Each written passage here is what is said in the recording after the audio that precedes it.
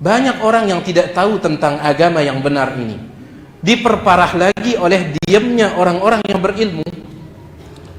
Maka dampak buruknya tidak hanya menimpa si alim itu saja, tetapi dampak buruknya bisa menimpa manusia secara umum.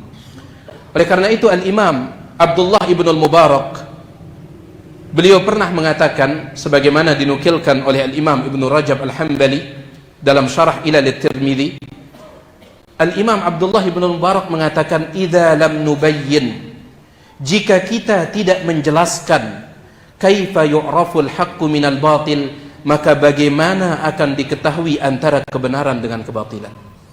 Jika kita yang berilmu tidak menjelaskan, maka bagaimana kebenaran akan diketahui, bagaimana kebatilan akan diketahui.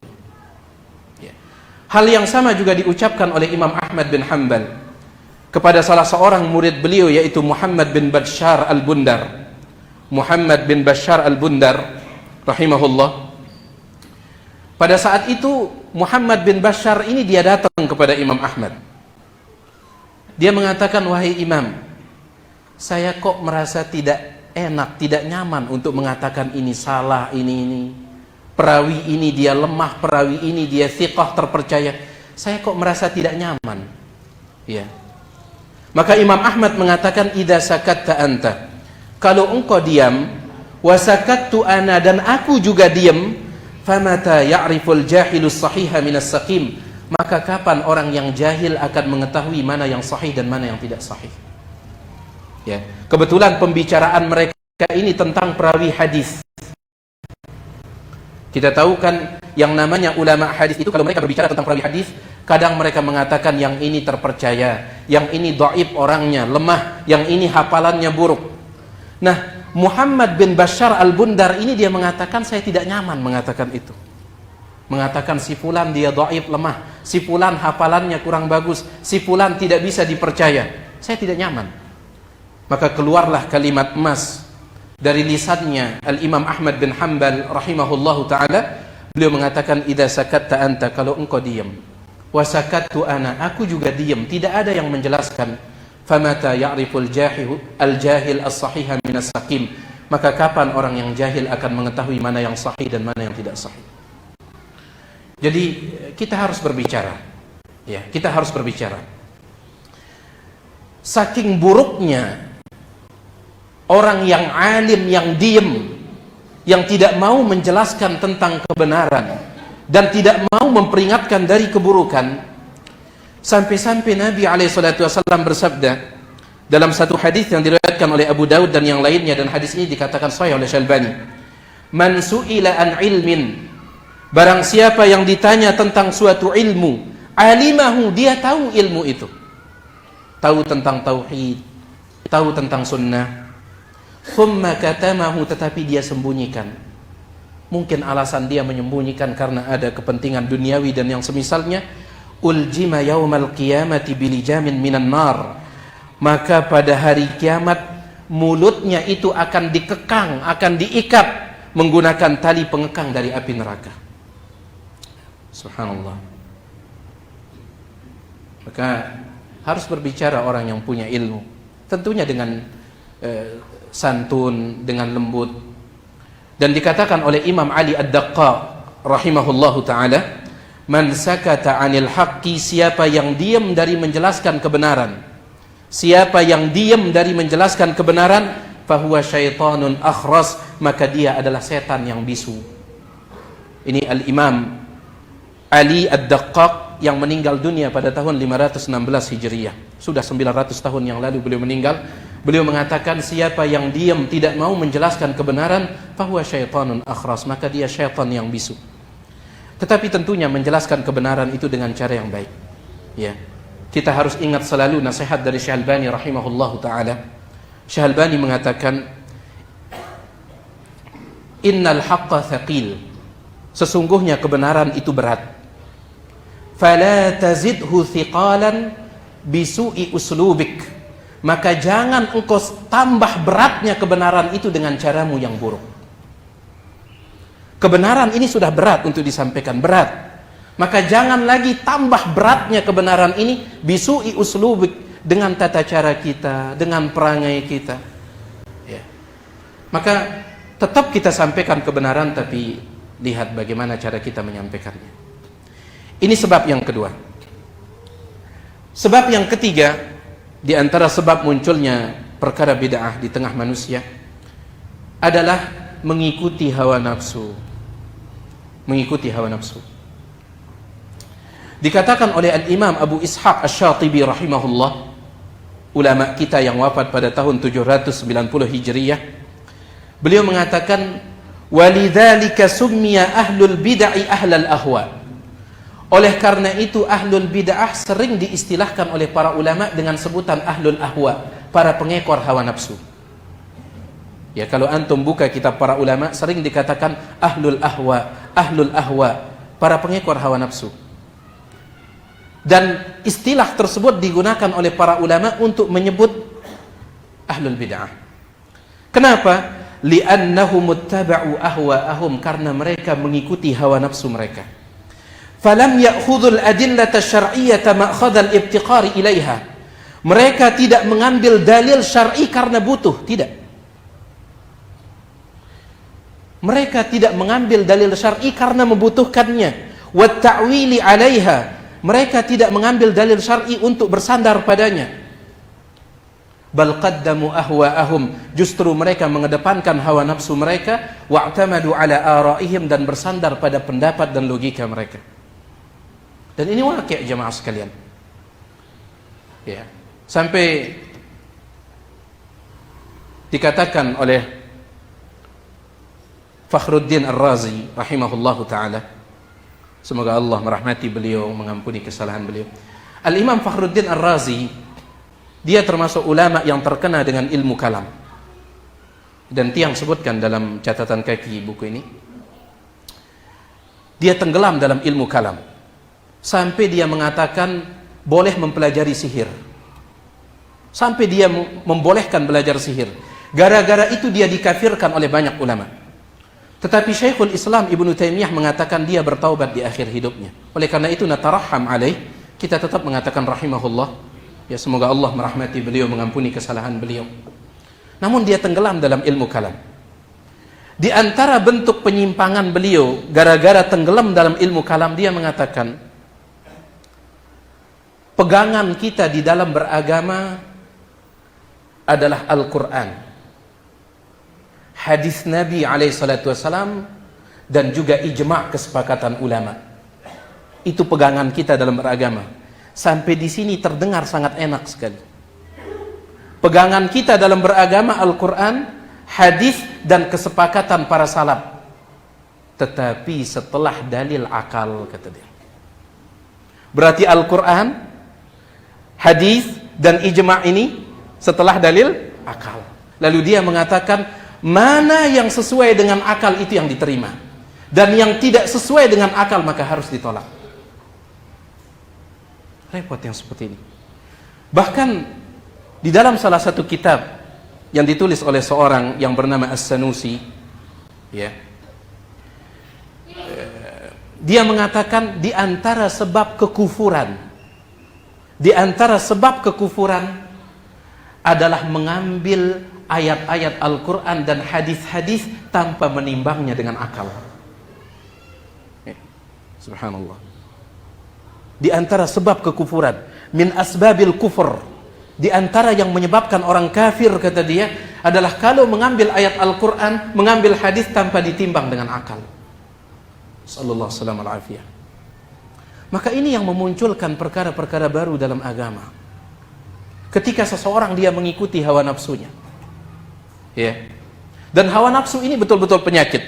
Syekhul Islam Ibnu Taimiyah mengatakan, man kana fi qalbihi marad, siapa yang di dalam hatinya ada penyakit, di antara penyakit hati itu adalah mengikuti hawa nafsu.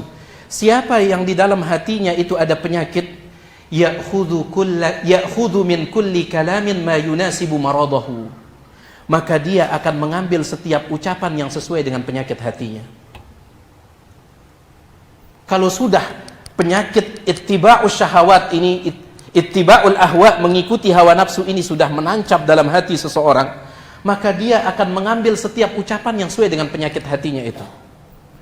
Kadang dia mengambil dari pemahaman salaf yang sesuai dengan hatinya, tapi ketika tidak sesuai dia tolak.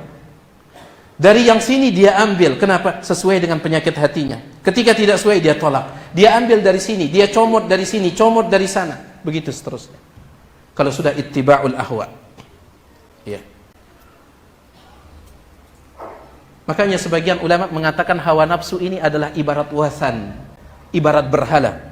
Sampai ada sebagian ulama mengatakan likulli insanin wathanuhu. Setiap orang itu dia punya berhala dalam dirinya, itu hawa nafsu ini. Ya. Orang yang menjadikan hawa nafsunya sebagai tolak ukurnya, maka Allah Subhanahu wa taala menyebut dia sedang menyembah hawa nafsunya. Allah Subhanahu wa taala berfirman, "Afara'aita man ittakhadha ilahahu hawahu?" Tidakkah engkau melihat wahai Rasul orang yang menjadikan hawa nafsunya ilahu sebagai Tuhannya? Dia menjadikan hawa nafsunya sebagai Tuhannya, bayangkan. Dan yang lebih parah lagi kata Allah Subhanahu wa taala, wa adallahu Allahu ala ilm. Allah sesatkan dia di atas ilmu yang sudah dia miliki.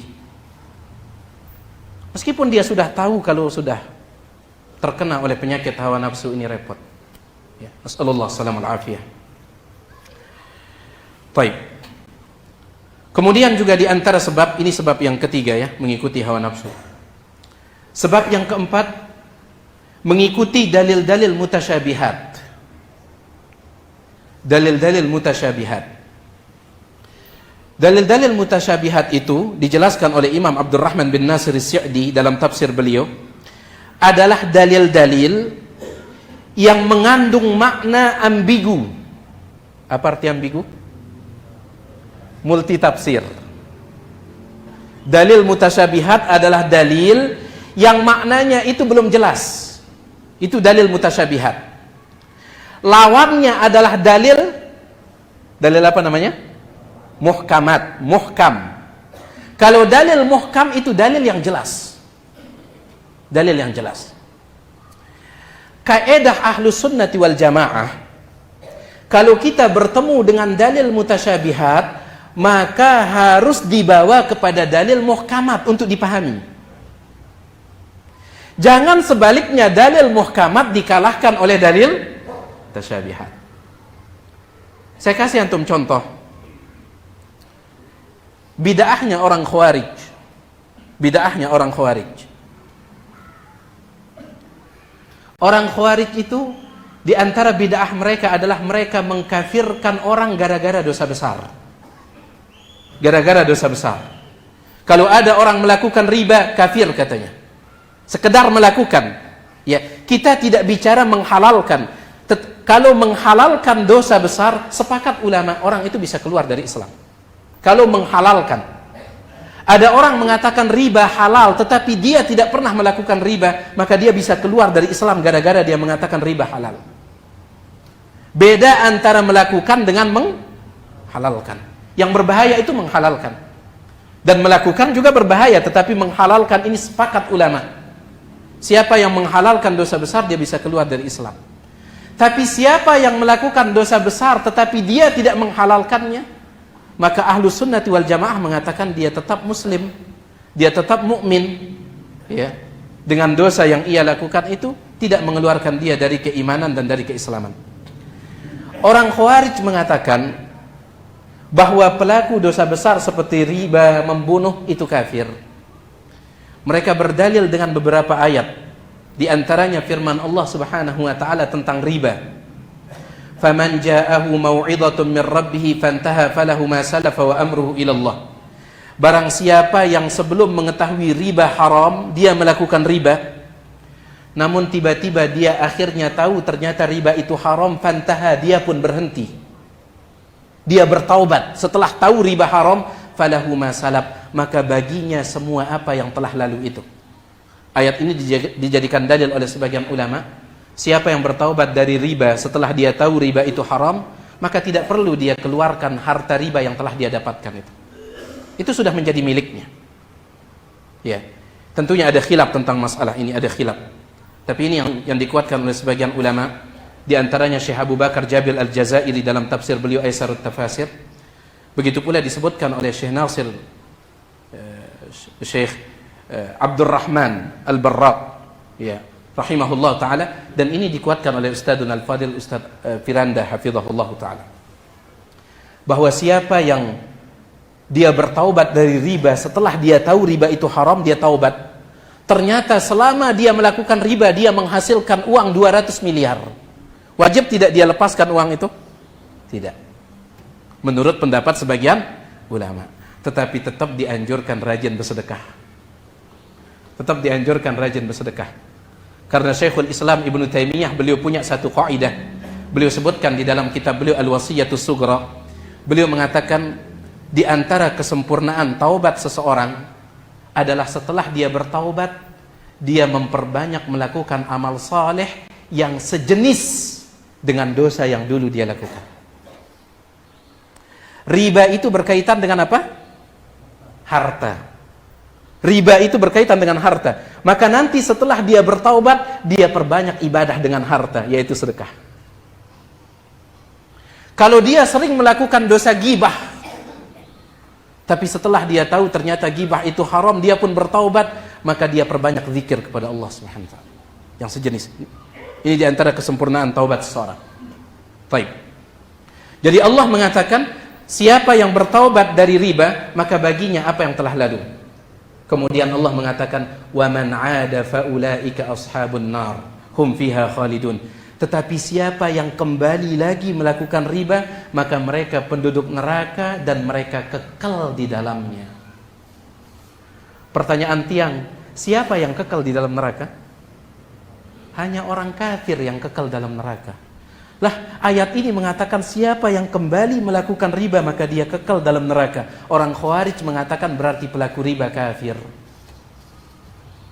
Berarti pelaku riba kafir karena dikatakan siapa yang kembali melakukan riba kekal dalam neraka. Sedangkan yang kekal dalam neraka hanya orang kafir. Berarti pelaku riba kafir. Paham antum pendalilan mereka?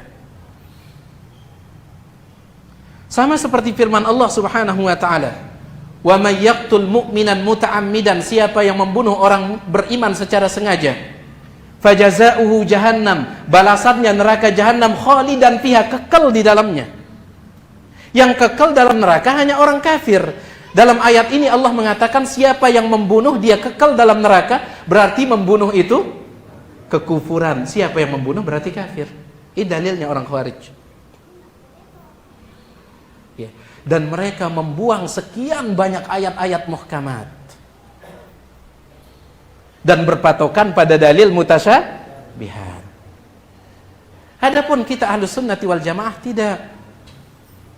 Nabi SAW bersabda, "Idzal taqal muslimani bisayfaihima", apabila dua orang muslim bertemu dengan kedua pedang mereka. Ya. Mereka bertemu dengan kedua pedang mereka, saling berusaha untuk saling membunuh.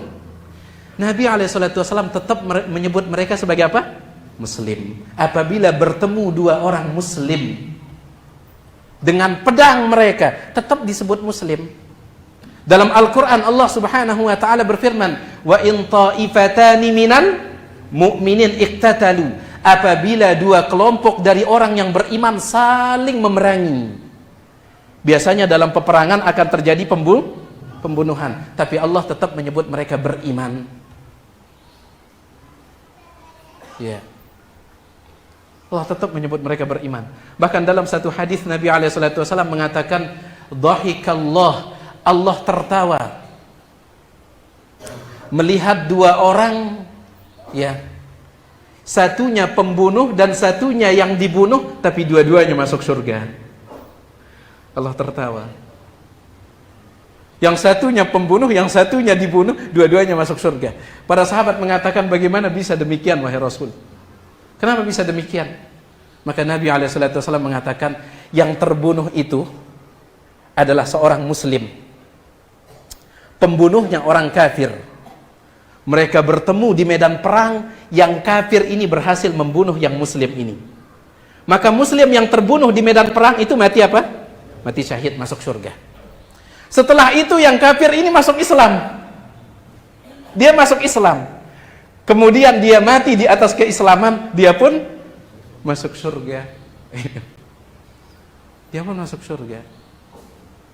Jadi maksud tiang, banyak sekali dalil yang mengatakan bahwasanya membunuh ya, itu bukanlah menyebabkan orang keluar dari Islam, kecuali kalau dia menghalalkan. Nah, sebagian orang itu mereka berpegang dengan dalil-dalil mutasyabihat untuk mencetuskan perkara bid'ah, diantaranya bid'ah orang Khawarij itu, yang mengkafirkan kaum muslimin gara-gara dosa besar. Baik. Paham antum ini? Dalil mutasyabihat. Kalau antum bertemu dengan dalil mutasyabihat, bagaimana cara menyikapinya? Timbang dia pakai dalil apa? Muhkamat, dalil yang jelas. Ya. Bukan dalil yang muhkamat ditimbang pakai dalil mutasyabihat, bukan.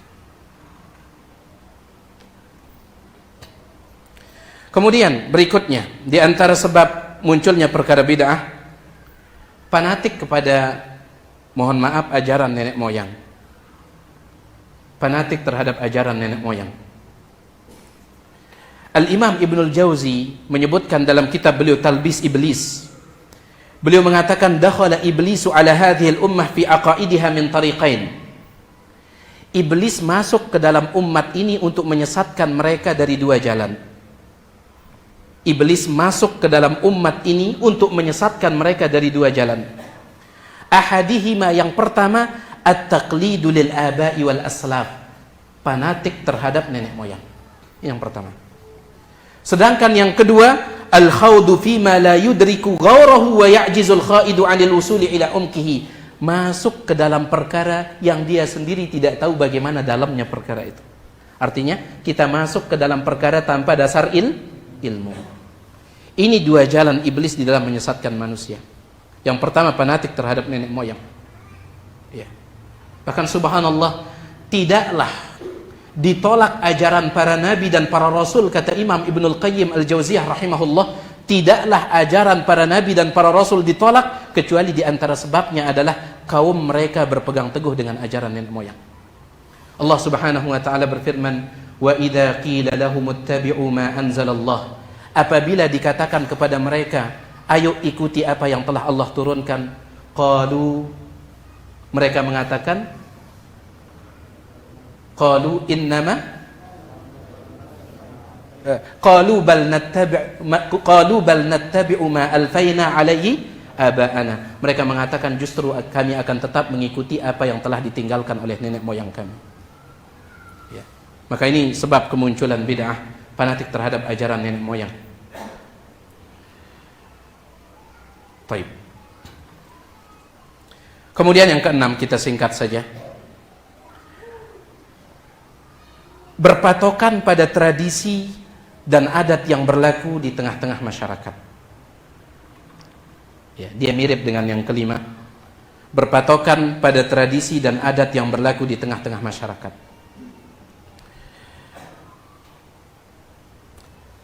Sampai sebagian orang mengatakan, ini kan sudah tradisi, bagaimana mungkin kita akan tinggalkan? Ada orang juga mengatakan, masa iya sih amalan ini dia salah? Kan ini sudah menyebar dan dilakukan oleh masyarakat. Jadi menjadikan menyebarnya sebuah amalan itu sebagai tolak ukur kebenaran. Dikatakan oleh Al-Imam Abu Bakar At-Turtushi rahimahullah, seorang ulama yang wafat pada tahun 530 Hijriah. Perhatikan ucapan beliau. Beliau mengatakan, syai'u'atul fi'li wa intisharuhu. Menyebarnya sebuah perbuatan la yadullu ala jawazihi, tidak menunjukkan bolehnya perbuatan itu. Menyebarnya sebuah perbuatan, ini ulama yang wafat pada tahun 530 Hijriah. Menyebarnya sebuah perbuatan la yadullu ala jawazihi, tidak menunjukkan bolehnya perbuatan itu. Kalau seandainya yang menjadi tolak ukur adalah apa yang menyebar, maka kita akan katakan dakwah Nabi SAW ketika pertama kali muncul salah. Karena yang menyebar pada saat itu adalah Penyembahan terhadap berhala. Yang menyebar di kota Madinah saat itu penyembahan terhadap berhala. Kalau yang jadi tolak ukur kebenaran itu adalah apa yang menyebar, berarti penyembahan terhadap berhala saat itu adalah kebenaran. Karena itu yang menyebar. Itu yang menyebar. Ya. Ini tidak bisa dijadikan tolak ukur. Bahkan ada satu ucapan yang sangat indah diucapkan oleh Syekh Muhammad bin Abdul Wahhab rahimahullah, dinukilkan dalam kitab beliau Ad-Durarus Saniyah. Beliau mengatakan, Nabi SAW mengatakan, Islam itu mulai dalam keadaan asing, dan Islam itu akan kembali asing. Fatuba lil ghuraba, maka beruntunglah orang-orang yang asing. Pertanyaan tiang, yang namanya asing itu yang banyak atau yang sedikit? Sedikit itu asing. Ya. Apa kata beliau? Kalau Islam mulai dalam keadaan asing dan dia kembali kepada keasingan, kemudian juga beruntung orang-orang yang asing, kata beliau, kenapa masih ada berdalil dengan orang yang banyak? Kenapa masih ada berdalil dengan orang yang banyak? Islam mulai dalam keadaan asing, kembali menjadi asing, kemudian beruntung bagi orang-orang yang asing, kenapa masih berdalil dengan orang banyak?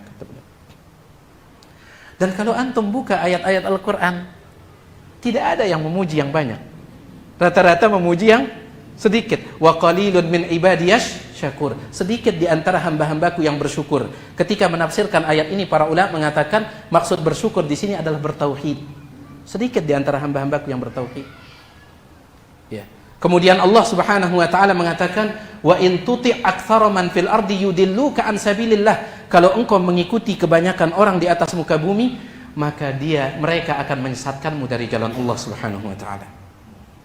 Tidak bisa menjadikan tradisi sebagai tolak ukur kebenaran, tidak bisa. Apa yang menyebar sebagai tolak ukur kebenaran tidak bisa. Ya. Tolak ukur kebenaran itu adalah dalil. Dan mohon maaf, ajaran Islam yang murni ini memang sulit untuk bertemu dengan tradisi. Sulit. Ya. Saya ulangi sekali lagi. Ajaran Islam yang murni itu sulit dia sejalan dengan tradisi. Sulit. Bahkan dahulu Nabi SAW ketika beliau pertama kali mendakwahkan Islam, kemudian ada satu demi satu mengikuti beliau. Beliau Nabi SAW dipanggil oleh orang-orang Quraisy dengan panggilan Sobi. Ketika beliau mulai berdakwah tauhid, beliau dipanggil oleh orang Quraisy, wahai Sobi, Muhammad si Sobi. Kemudian Abu Bakar, sahabat yang lain yang mengikuti beliau dipanggil juga dengan panggilan Sobi. Apa arti Sobi? Sobi artinya orang yang menyelisihi adat istiadat. Berarti dari dulu sudah seperti itu. Dari dulu sudah seperti itu. Sunnatullah. Ya mau gimana lagi? Makanya kita bawakan di sini cerita dari Al-Imam Abu Ishaq Asy-Syatibi rahimahullahu taala. Dalam muqaddimah kitab beliau Al-I'tisam, beliau mengatakan, ketika saya pertama kali mengenal sunnah, dapat hidayah sunnah, kata beliau, maka saya bingung antara mengikuti dakwah sunnah ini, tetapi risikonya saya akan menyelisihi adat istiadat. Dan kalau saya menyelisihi adat istiadat, risiko yang kedua, saya akan dimusuhi oleh banyak orang. Itu pilihan yang pertama. Ikut hidayah sunnah ini, tetapi risikonya akan menyelisihi adat istiadat. Kemudian risiko berikutnya, saya akan dimusuhi oleh banyak orang. Ataukah pilihan yang kedua, saya tetap mengikuti adat istiadat, tetapi risikonya saya tidak bisa mengikuti sunnah. Beberapa hari saya bingung memikirkan itu, kata beliau. Bingung mikirin. Ikut sunnah, menyelisihi adat istiadat. Ikut adat istiadat, jauh dari sunnah.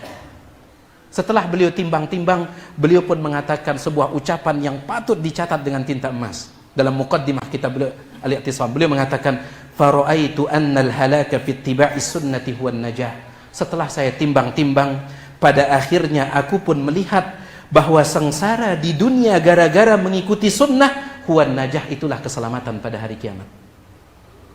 sengsara di dunia, dimusuhi oleh banyak orang gara-gara mengikuti sunnah. Itulah keselamatan pada hari kiamat. Wa annan nasa lan yugnu anni minallahi syai'a, dan aku juga melihat bahwa manusia tidak akan bisa memberikanku manfaat sedikit pun di sisi Allah Subhanahu wa taala. Ya. Mungkin ada di antara kita yang pernah mengalami seperti yang dialami oleh Imam Asy-Syatibi ini. Jadi kesimpulannya, sebab yang keenam adalah karena mengikuti adat istiadat.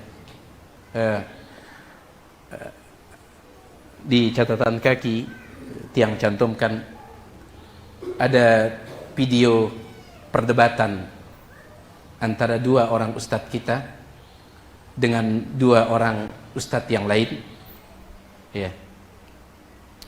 Dan video itu masyhur. Perdebatan dua orang ustadz kita. Yang pertama ustadz kita, Ustadz Dr. Firanda hafizahullah, dan yang kedua Ustadz Dr. Zainal Abidin Syamsuddin. Baik. Nanti antum bisa lihat videonya. Di sana ketika membahas tentang, mohon maaf, tahlilan, maka salah satu dari ustadz yang berdebat dengan ustadz kita itu mengatakan, saya tulis di sini persis seperti ucapan ustadz itu, tidak saya tambah, tidak saya kurangi. Beliau mengatakan, ustadz itu mengatakan, memang tahlilan ini di dalam kitab I'anatul Talibin disebut bid'ah munkarah. Memang, kata dia, disebut bid'ah munkarah. Bahkan dalam sebagian lain dikatakan bid'ah makruhah. Orang yang memerangi akan mendapatkan pahala. Disebut seperti itu. Memang. Memang. Tetapi ada lanjutannya. Tapi persoalannya ini sudah menjadi budaya. Sudah menjadi adat. Kalau diperangi maka kita yang akan dimusuhi oleh orang. Ini tidak saya tambah, tidak saya kurangi ucapan beliau. Bisa antum cek di video debat itu. Beliau akui bahwasanya memang itu bid'ah munkarah. Dalam sebagian kitab dikatakan bid'ah makruhah. Dan dalam sebagian kitab dikatakan siapa yang memeranginya maka dia akan dapat pahala. Yang dimaksud memerangi, mengingkari. Dan yang mengatakan seperti itu adalah Syekh Ahmad Zaini Dahlan rahimahullahu ta'ala. Bukan Kiai Ahmad Dahlan, ya. Bukan. Syekh Ahmad Zaini Dahlan. Salah seorang mufti madhab Syafi'i yang pernah hidup di kota Makkah pada saat itu. Ya. Beliau sangat tidak suka dengan Syekh Muhammad bin Abdul Wahab, Syekh Ahmad Zaini Dahlan. Beliau sangat tidak suka. Ya. Bahkan beliau menulis sebuah kitab khusus judulnya Ad-Durarus Saniyah fi Raddi 'alal Wahabiyah. Mutiara-mutiara berharga di dalam membantah Wahabi, kata beliau. Syekh Ahmad Zaini Dahlan. Tetapi ketika beliau ditanya tentang tahlilan, beliau mengatakan bid'ah munkarah, kata beliau. Dan berpahala orang yang memeranginya, kata beliau. Ya, jadi diakui, tetapi masalahnya apa? Tradisi, itu masalahnya. Ya, mohon maaf, kita harus jujur seperti ini, ya. Memang seperti itu kenyataannya. Kalau antum buka kitab-kitab madhab yang 4 itu, antum dapati mereka semua mengingkari yang namanya kenduri kematian. Mereka ingkari. Ya, bahkan ada sebagian dari mereka itu sangat keras sekali ucapannya, sangat-sangat keras. Ya. Tapi mau bagaimana lagi? Sebagian orang bertahan atas nama tradisi. Ya. Nasallallahu salam al-afiyah. Makanya sering kita katakan, selalu jadikan kebenaran itu lebih besar dari segalanya. Mungkin tradisi itu sudah besar, tapi jadikan kebenaran itu selalu lebih besar. Antum punya nama baik yang tinggi, maka jadikan kebenaran itu lebih tinggi dari nama baik antum. Sehingga ketika antum salah, mudah bagi antum menerima kebenaran itu. Antum punya jabatan yang besar, maka jadikan kebenaran lebih besar dari jabatan antum yang besar itu. Sehingga ketika ditegur saat antum berbuat salah, antum mudah menerima. Ya. Jadikan selalu kebenaran ini lebih besar dari segalanya, lebih kita cintai dari segalanya. Al-Imam Ibnul Qayyim rahimahullah pernah mengatakan, saya mencintai guru saya Ibnu Taimiyah, kata beliau. Saya mencintai guru saya Ibnu Taimiyah. Walakinnal haqqa ahabbu ilayya. Tetapi kebenaran jauh lebih saya cintai daripada guru saya. Makanya Ibnul Qayyim itu kadang beliau menyelisihi guru beliau Ibnu Taimiyah dalam banyak perkara. Beliau tidak sependapat dengan guru beliau Ibnu Taimiyah. Kenapa? Beliau cinta kepada guru beliau, tetapi kebenaran lebih beliau cintai. Harus seperti itu sikap kita sebagai seorang muslim, sebagai seorang mukmin. Dahulu para ulama mengatakan al-haqqu dhallatul mu'min. Kebenaran itu adalah ibarat barang orang yang beriman yang hilang. Antum punya HP, dia jatuh di jalan. Iya. Seperti itu kebenaran. Dia seperti barang orang yang beriman yang jatuh. Entah jatuh di mana. Ainama wajadaha, maka dimanapun dia temukan barangnya itu, fahuwa ahaqqu biha, maka dia lebih berhak untuk mengambilnya. Mana lebih mahal, kebenaran atau HP? Betul. Mana lebih mahal? iPhone 15 atau kebenaran? Baik. Subhanallah, ya. Kita harus insaf jemaah sekalian, insaf. Yang kedelapan atau yang ketujuh di antara sebab kemunculan bid'ah atau menyebarnya bid'ah, bersandar kepada hadis-hadis yang tidak sahih. Dan ini kita sebutkan dalam kaidah khusus. Nanti akan datang pembahasannya. Bersandar pada hadis-hadis yang tidak sahih. Ya. Suatu contoh, ada sebuah hadis mengatakan istafrihu dhahayakum fa innaha matayakum 'ala sirat. Percantik, perindah hewan kurban kalian. Percantik, perindah hewan kurban kalian, karena dia akan menjadi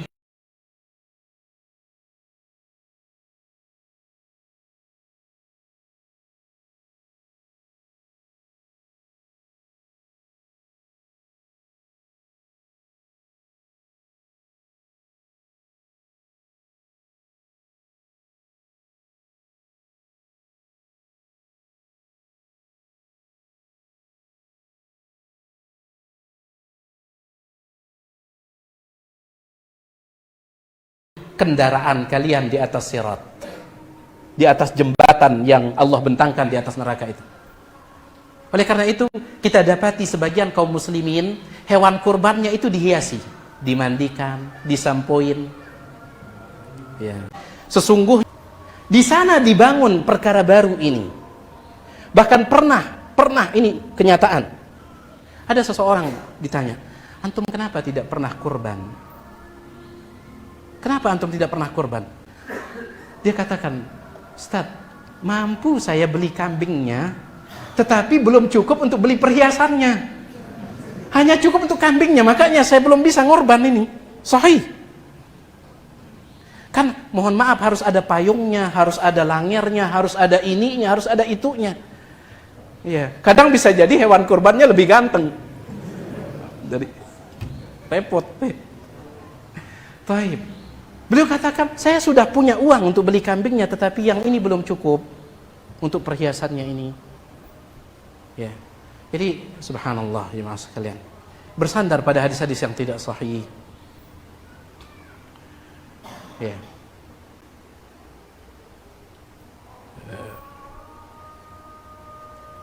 Panjang ya, banyak sekali contoh dalam masalah ini.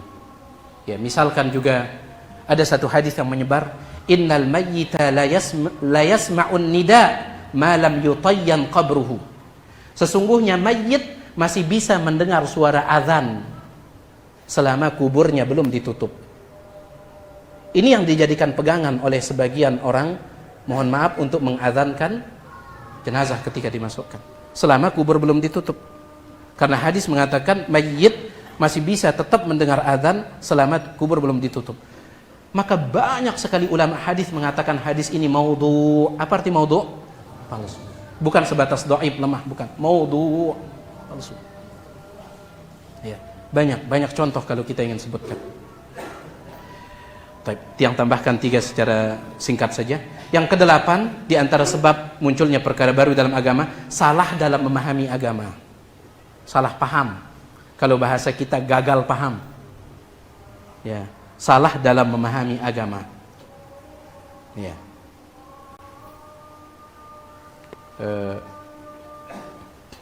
Banyak juga contoh terkait dengan masalah ini. Di antaranya mengatakan wajib melafazkan niat sebelum salat. Mengatakan wajib melafazkan niat sebelum salat. Ini perkara baru dalam agama. Ya. Yang pertama kali mengatakan wajib melafazkan niat sebelum salat itu adalah seorang ulama dalam mazhab Syafi'i yang bernama Abu Abdullah Az-Zubairi, dan ini sering tiang sampaikan. Beliau salah paham di dalam memahami ucapan Imam Syafi'i dalam kitab Al-Um. Yang mengatakan beliau salah paham bukan tiang, tapi yang mengatakan beliau salah paham adalah ulama besar dalam mazhab Syafi'i, ulama lain dalam mazhab Syafi'i seperti Imam An-Nawawi rahimahullah. Siapa yang tidak kenal Imam Nawawi? Ulama terkemuka dalam mazhab Syafi'i. Al-Imam Syafi'i mengatakan dalam kitab Al-Um, salat itu tidak sah kecuali dimulai dengan ucapan. Salat tidak akan sah kecuali dimulai dengan ucapan. Maka langsung Al-Imam Abu Abdullah Az-Zubairi ini mengatakan, oh berarti tidak sah salat kita kecuali dengan ucapan niat. Karena Imam Syafi'i mengatakan salat tidak sah kecuali jika dimulai dengan ucapan. Berarti harus dimulai dengan ucapan niat. Apa kata Imam Nawawi rahimahullah? Ghalata hadzal qail, keliru orang ini. Yang dimaksud oleh Imam Nawawi tidak sah salat kecuali dengan ucapan, maksudnya ucapan takbiratul ihram, bukan ucapan niat, kata Imam Nawawi. Ucapan takbiratul ihram. Antum berdiri menghadap kiblat tetapi belum juga mengucapkan Allahu Akbar. Kapan antum mulai? Ya, Ustadz misalkan Ustadz Kurnia ya, memimpin kita sholat isya nanti. Semua sudah menghadap kiblat, shaf sudah rapat, tapi beliau diam saja. Kapan kita mulai Ustadz? Isya sudah lama ini. Itu maksudnya kata Al-Imam An-Nawawi rahimahullah. Ya. Jadi keliru di dalam memahami itu bisa menyebabkan munculnya perkara baru dalam agama. Yang kesembilan, sikap gulu berlebihan dalam agama. Ya. Dan itu pun kita buat kaidah tersendiri. Dan yang terakhir, tasyabbuh, menyerupakan diri dengan orang-orang di luar Islam, itu pun juga ada kaidah khusus tentang itu. Wallahu taala ala wa alam. Mohon maaf atas segala kekurangan ya. Itu dia apa yang bisa kita sampaikan pada kesempatan ini. Mudah-mudahan yang tiang sampaikan ini ada manfaatnya. Kalau ada yang ingin ditanyakan, tiang persilahkan selesai azan kalau ada.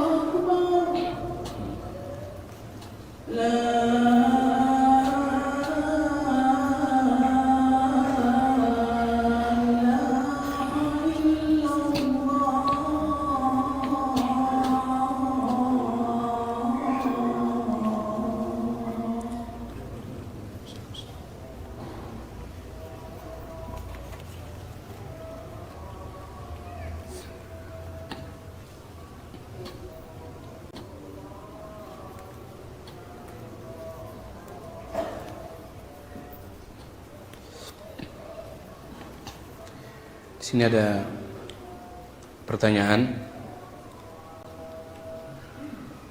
Beliau mengatakan, Assalamualaikum warahmatullahi wabarakatuh. Apakah boleh kulit kambing kurban dijual? Kulit kurban, ya, dan seluruh bagian tubuhnya itu tidak boleh diperjualbelikan. Bahkan disebutkan oleh para ulama, siapa yang memperjualbelikan sebagian dari anggota korbannya, baik itu kepalanya, baik itu kakinya, maka kurbannya batal. Kurbannya batal, tidak sah. Ya, kurbannya batal, tidak sah. Ini disebutkan oleh sebagian ulama kita. Ya, jadi tidak boleh memperjualbelikan kulit kurban. Ya, dibagikan saja kepada yang kurban, dikonsumsi. Ya. Bisa tidak kulit kambing dijadikan kerupuk lendong? Bisa? Bisa. Ya. Tapi saya nggak bisa, Ustaz. Antum ambil kemudian minta orang lain buatkan. Minta orang lain buatkan. Ya. Saya nggak mau keluar biaya, Ustaz. Ya sudah, antum ambil kasih orang, gitu saja. Ya. Yang penting jangan diperjualbelikan. Yang penting jangan diperjualbelikan. Itu bisa membatalkan korban. Apa lapas doa korban milik orang lain? Yang pertama, yang paling baik untuk menyembelih itu adalah pemilik korban. Yang paling baik. Makanya dalam hadis itu Nabi SAW, beliau pernah menyembelih hewan kurban beliau ketika haji itu 100 onta. Tetapi beliau menyembelih sekitar 70-an lah. Kemudian sisanya siapa yang beliau minta? Ali bin Abi Thalib radhiyallahu anhu. Beliau menyembelih sendiri, bayangkan banyak sekali 70-an. Kemudian ketika beliau berkorban 2 domba, beliau yang menyembelihnya sendiri. Itu yang paling baik. Itu yang paling baik. Tetapi boleh mewakilkan kepada orang kalau seandainya kita takut darah misalkan. Ya, atau tidak bisa menyembelih. Ya, karena sebagian orang itu tangannya tidak bisa jalan. Jangankan nyembelih kambing, nyembelih ayam pun nggak bisa. Ya, nyembelih ayam pun nggak bisa.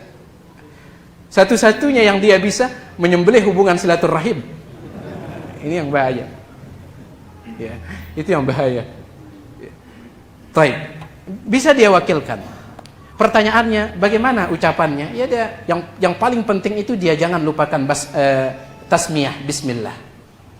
Ingat, yang mengucapkan tasmiyah itu adalah yang nyembelih. Yang nyembelih. Bukan panitia yang pegang mic. Ini kejadian ketika tiang masih di luar dulu, kita merantau di tempat, ya. Jadi panitianya pegang mic, setiap kali akan nyembelih, jagalnya itu diam saja. Panitianya mengatakan Bismillah, Allahu Akbar, jagalnya diam saja. Ini salah ini, ya, salah ini. Bahkan Syekh Ibnu Utsaimin mengatakan, siapa yang lupa mengucapkan bismillah ketika menyembelih, dia tidak berdosa, tetapi sembelihannya tetaplah bangkai. Kasihan, daging orang sudah patungan mahal. Makanya diingatkan, ya, diingatkan, panitia itu selalu berada di dekat yang akan nyembelih itu, diingatkan, Kak, Dendik dah lupa. Dan tidak cukup satu kali bismillah, tidak cukup. Ya, ulangi terus setiap kali akan menyembelih. Baik. Itu yang paling penting. Adapun ucapan Allahu Akbar itu sunnah. Kalaupun tidak diucapkan tidak masalah, yang penting bismillahnya.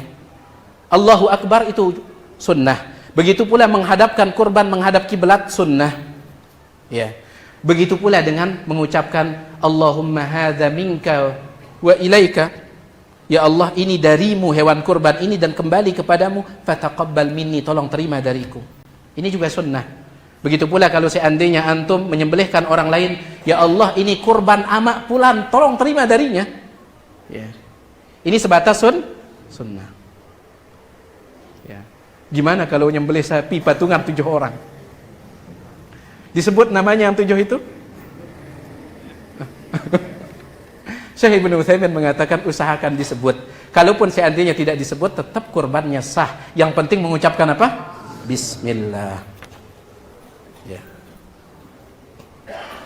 Manakah yang lebih afdal atau utama ketika masuk masjid pas kajian?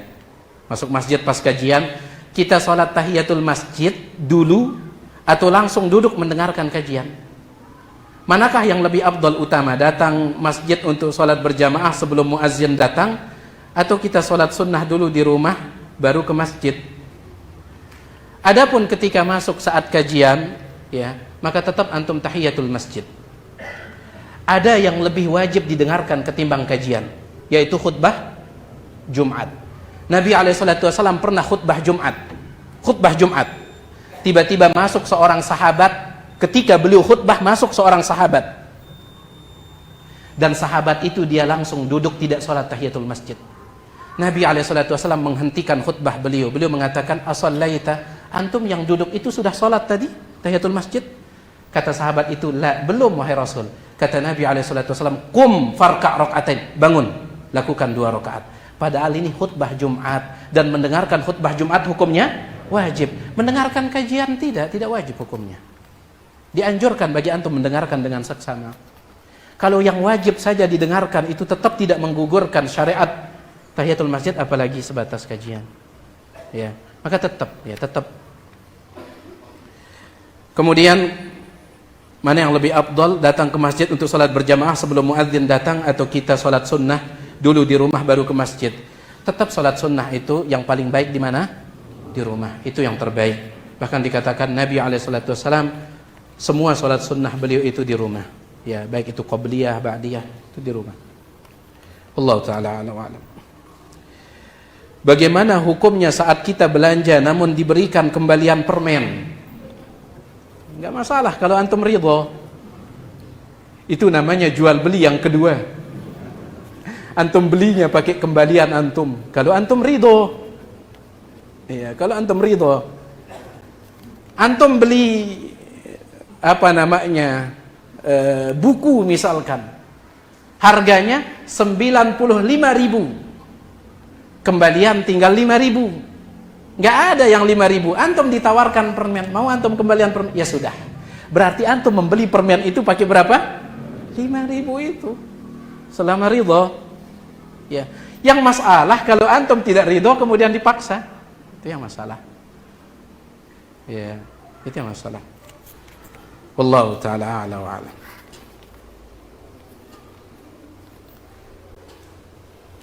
Apakah ada dalilnya membalikkan telapak tangan ketika membaca doa kunut? Wallahu alam, sejauh yang kita cari, ya, kita belum menemukan dalilnya. Wallahu alam. Ya, kita belum menemukan dalilnya. Wallahu taala a'la wa alam. Bagaimana sikap kita kepada ahli nafsu? Pengekor hawa nafsu begitu ya. Jangan ahli nafsu. Ya. Baik. Agar kita tidak terjerumus pada orang ahli nafsu. Ya, hindarkan diri, ya, hindarkan diri. Kalau memang antum khawatir antum akan terpengaruh, ya sudah, hindarkan diri. Karena ingat, hajar meninggalkan orang, hukum asalnya kita dilarang meninggalkan orang. Apalagi dia seorang muslim, itu hukum asalnya. Ya, dilarang untuk meninggalkan orang. Tetapi dibolehkan dalam keadaan tertentu. Di antara sebab yang membolehkan adalah untuk kepentingan dia yang menghajar itu, untuk kemaslahatan dia. Karena dia khawatir kalau dia tetap dekat dengan orang ini dia akan terpengaruh. Ya. Dia khawatir. Makanya Nabi SAW mengatakan apa? Al-mar'u ala dini khalilihi. Seseorang itu bergantung pada agama sahabatnya. Falyanzur ahadukum man yukhalil. Lihat dengan siapa dia bersahabat. Kalau seandainya kita punya sahabat yang tidak benar, kita sudah nasihati dan dia tidak mau, justru kita khawatir dia yang akan mempengaruhi kita, maka ingat, agama kita lebih mahal dari persahabatan kita itu. Agama kita lebih mahal dari persahabatan kita itu. Ya. Baik. Jadi kalau memang kita khawatir akan terpengaruh, ya sudah, hindarkan diri. Ya. Tapi kalau antum yakin bisa mempengaruhi dia, maka dekati, pengaruhi. Ya. Bolehkah menggali ilmu agama pada orang ahli bid'ah, ya. Banyak ustaz antum ngapain nyari yang lain? Ya, banyak ya. Seorang dia ambil ilmu dari yang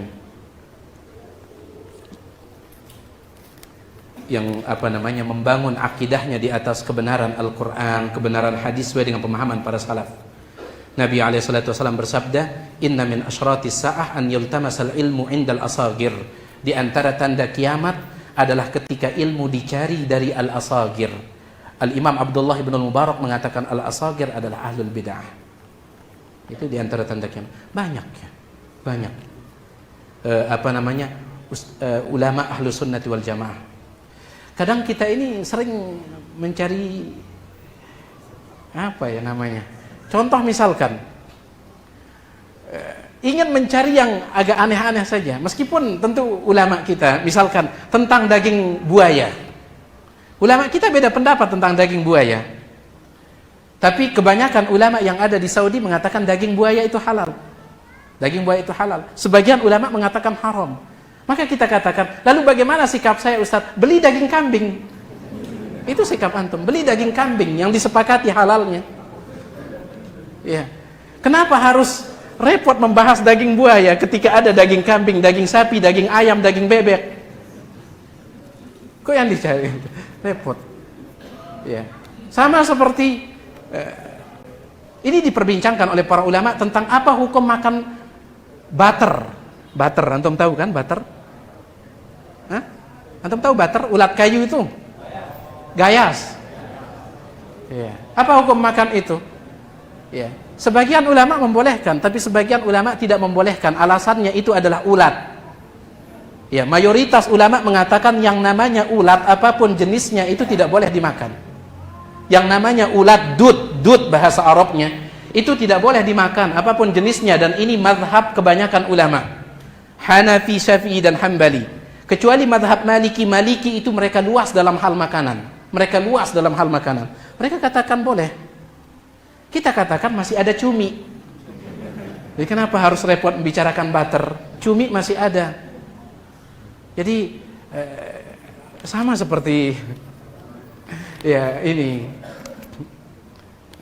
banyak kok asatidzah kita, ulama kita yang jelas keilmuan. Ya, dari mereka kita menimba ilmu, ya sudah, cukupkan diri dengan itu. Wallahu a'lam.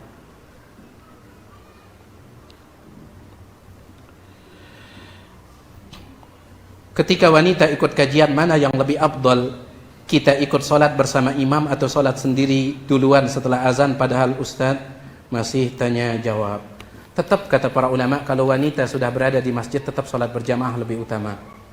Ya. Adapun wanita dianjurkan sholat sendiri itu di rumah.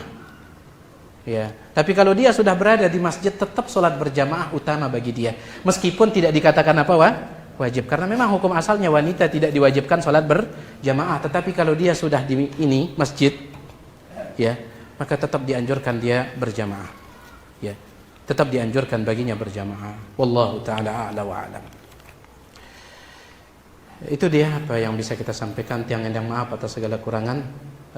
Mohon kata-kata yang kurang berkenan dibukakan pintu maaf. Subhanakallahumma wa bihamdik, asyhadu an la ilaha illa anta astaghfiruka wa atubu ilaik. Assalamualaikum warahmatullahi wabarakatuh.